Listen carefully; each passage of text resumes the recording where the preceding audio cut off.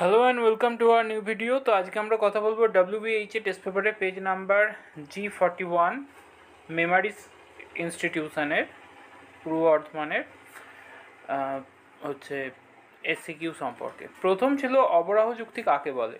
তো যে যুক্তির সিদ্ধান্তটি যুক্তিবাক্য থেকে অনিবার্যভাবে নিশ্চিত হয় এবং কখনোই সিদ্ধান্তটি যুক্তিবাক্যকে অতিক্রম করে যায় না তাকে অবরাহ যুক্তি বলে। নেক্সট ছিল অনুমান ও যুক্তির মধ্যে পার্থক্য।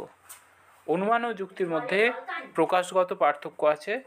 অনুমান হলো অপ্রকাশিত, যুক্তি প্রকাশিত। তারপর সাদা বাঘ আছে এবং সাদা বাঘ নেই, বচন দুটির বিরোধিতা কী হবে। সাদা বাঘ আছে মানে হচ্ছে আই বচন, আর সাদা বাঘ নেই মানে হচ্ছে ই বচন। আই আর ই এর মধ্যে যে বিরোধিতা হয় সেটা হচ্ছে বিরুদ্ধ বিরোধিতা।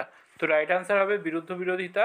এরপর কখন দুটি বচন পরস্পর বিরুদ্ধ হয়, তো তার বিরুদ্ধ বিরোধিতার সংজ্ঞাটি বলে দিতে হবে। একই উদ্দেশ্য একই বিধেয় বিশিষ্ট দুটি নিরপেক্ষ বচনের মধ্যে যদি গুণ ও পরিমাণ উভয়ের পার্থক্য থাকে তাহলে তাদের পারস্পরিক বিরোধিতাকে বিরুদ্ধ বিরোধিতা বলে, বা যেহেতু বলেছে বিরুদ্ধ হয় তো লিখতে হবে তখন বচন দুটি পরস্পর বিরুদ্ধ হয়।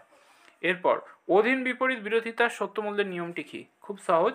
অধীন বিপরীত বিরোধিতার ক্ষেত্রে একটি বচন মিথ্যা হলে অন্যটি সত্য হবে, কিন্তু একটি বচন সত্য হলে অন্যটি অনিশ্চিত হবে। অর্থাৎ সত্য হতে পারে মিথ্যা হতে পারে, ডাউটফুল ব্যাপারটা দাঁড়াচ্ছে।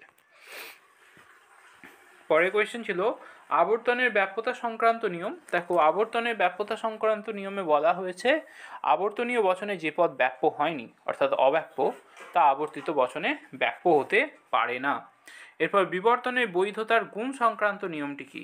গুণের নিয়মে বলা ছিল গুণ ভিন্ন হবে, তো লিখতে হবে গুছিয়ে যে বিবর্তনে দুটি বচনের গুণ ভিন্ন হবে, অর্থাৎ একটি বচন সদর্থক হলে অন্যটি নঅর্থক হবে, আর একটি বচন নঅর্থক হলে অন্যটি সদর্থক হবে। এরপর পূর্বগ অস্বীকার দোষ কখন ঘটে? তো কোনো প্রাকল্পিক যুক্তির অপ্রধান আশ্রয় বাক্যে পূর্বগকে অস্বীকার করে সিদ্ধান্তে অনুগকে অস্বীকার করলে যুক্তিতে পূর্বগ অস্বীকারজনিত দোষ ঘটে। এরপর ছিল বৈকল্পিক বচন কাকে বলে। তো যে সাপেক্ষ বচনের অঙ্গ বচনগুলিকে অথবা জাতীয় যোজক দ্বারা যুক্ত করা হয় তাকে বৈকল্পিক বচন বলে। অথবাই ছিল এই যে যেমন অথবা, এটাও কিন্তু একটা বৈকল্পিক যোজক। যাই হোক, বিকল্প পরিগ্রহজনিত দোষের দৃষ্টান্ত। তো রামবাবু চাল কিনবেন অথবা ডাল কিনবেন, রামবাবু চাল কিনবেন অতএব রামবাবু ডাল কিনবেন না, এটা হচ্ছে বিকল্প পরিগ্রহ দোষের উদাহরণ হয়ে যাবে। শূন্যগর্ভ শ্রেণী বলতে কী বোঝো? যে শ্রেণীর সদস্যদের বাস্তব অস্তিত্ব নেই তাকে শূন্যগর্ভ শ্রেণী বলে। এরপর বচনটিকে ভেনচিত্রে প্রকাশ করো, সব দার্শনিক জ্ঞানী। তো এটা এ বচন। এ বচনের ক্ষেত্রে আমরা জানি কি বলীয় লিপি হয় SP বার ইকুয়ালস টু 0। এরপর চিত্রটা এঁকে নিতে হবে। তো এরকম হবে চিত্রটা, আর এই ঘরটাতে ছায়াবৃত্ত হবে। এসপির ঘর, যেহেতু SP বারের ঘর এটা, তো এই ঘরটা এরকম লাইন টেনে টেনে ছায়াবৃত্ত করে ভরিয়ে দিতে হবে। তো এটাকে পরিষ্কার করে নিই আবার।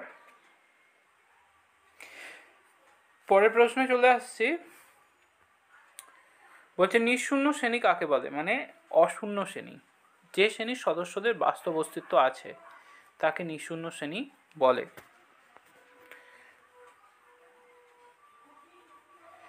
সংযৌগিক বচন কখন সত্য হয়? তো সংযৌগিক বচনের উভয় সংযোগী যদি সত্য হয় তবে সংযৌগিক বচনটি সত্য হবে, মানে T.T সমান T হয়, এছাড়া হয় না।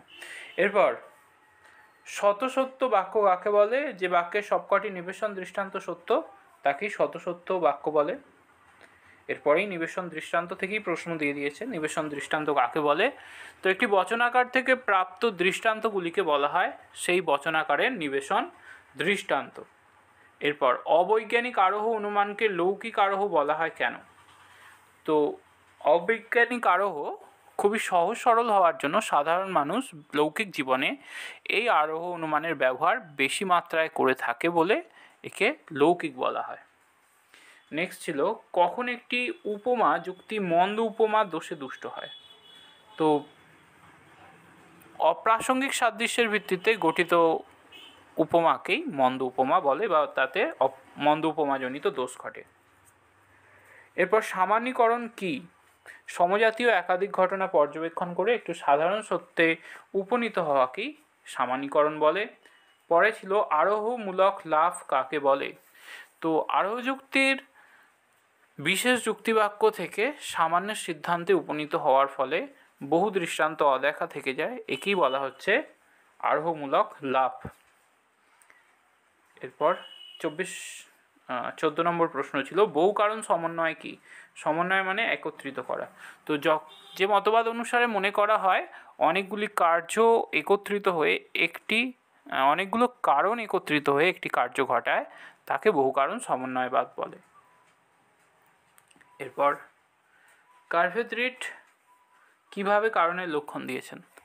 তো কার্ভেট রিড বলছেন গুণের দিক থেকে কারণ হলো কার্যের নিয়ত শর্তহীন অব্যবহৃত পূর্ববর্তী ঘটনা, এবং পরিমাণের দিক থেকে কারণ কার্য সমান। এরপর ছিল কারণ ও শর্তের মধ্যে পার্থক্য কী। তো কারণ হলো শর্তের সমষ্টি, তাই কারণ হলো সমগ্র, শর্ত হলো তার অংশ। নেক্সট ছিল মিল স্থায়ী কারণ বলতে কি বুঝিয়েছেন। তো যে কারণগুলি প্রকৃতি থেকে সম্পূর্ণভাবে অপসারণ করা যায় না, কেবল তাদের হ্রাসবৃদ্ধি হতে পারে, সেই রকম কারণগুলিকে স্থায়ী কারণ বলা হয়, যেমন মাধ্যাকর্ষণ, বায়ুর চাপ, উষ্ণতা ইত্যাদি। তো এই ছিল আজকের ভিডিও কেমন লাগলো তা কমেন্টে জানিও। চ্যানেলে নতুন হলে সাবস্ক্রাইব করে আমার সঙ্গে থাকো। ধন্যবাদ, দেখা হচ্ছে পরের ভিডিওতে।